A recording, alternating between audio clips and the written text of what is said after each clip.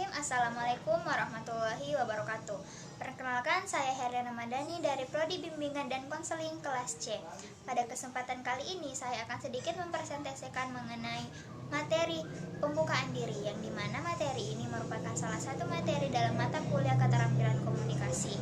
Nah, dalam kesempatan kali ini pula kita akan membahas 4 pokok materi, yakni yang pertama self disclosure, yang kedua jendela johari, yang ketiga membangun kepercayaan, serta yang keempat mempercayai dan dipercayai.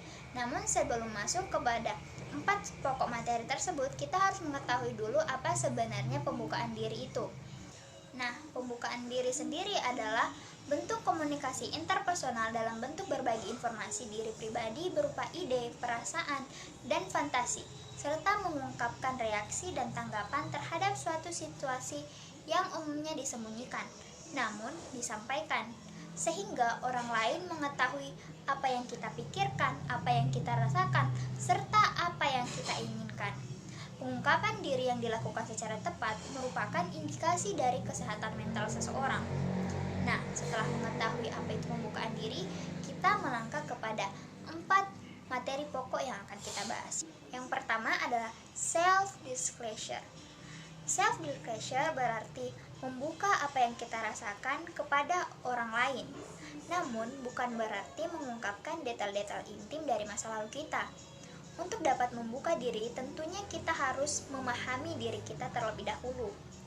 Menurut Supratiknya pada tahun 1995, ada 2 cara untuk memahami diri kita sendiri, yakni yang pertama, mendengarkan diri kita sendiri, dan yang kedua adalah meminta umpan balik dari orang lain.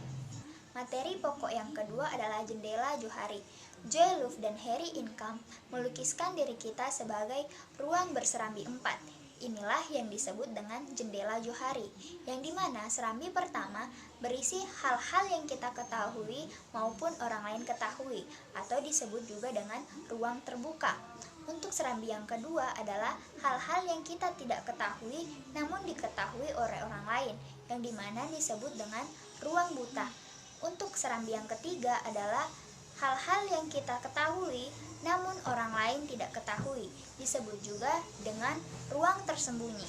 Untuk serambi yang keempat adalah berisi hal-hal yang kita tidak ketahui maupun orang lain juga tidak mengetahuinya, disebut dengan daerah tak sadar. Dengan semakin membuka diri, kita dapat merubah bentuk atau luas masing-masing serambi tersebut, yang dimana kita dapat membuat serambi-serambi tersebut berkembang. Untuk materi pokok yang ketiga yang akan kita bahas adalah membangun kepercayaan. Untuk membangun sebuah relasi dengan 2 orang atau lebih, tentunya harus saling percaya terlebih dahulu. Saling percaya dibangun lewat resiko dan peneguhan, serta dihancurkan lewat resiko dan penolakan. Kepercayaan tak akan mungkin timbul tanpa resiko, dan relasi tidak akan mungkin mengalami kemajuan tanpa kepercayaan. Menurut Subtriknya pada tahun 1995, ada 3 macam tingkah laku yang dapat menurunkan kepercayaan dalam suatu relasi, yaitu yang pertama, menunjukkan penolakan atau mengolok-ngolok, atau meledek pembukaan diri dari orang lain. Yang kedua, tidak membalas pembukaan diri dari orang lain.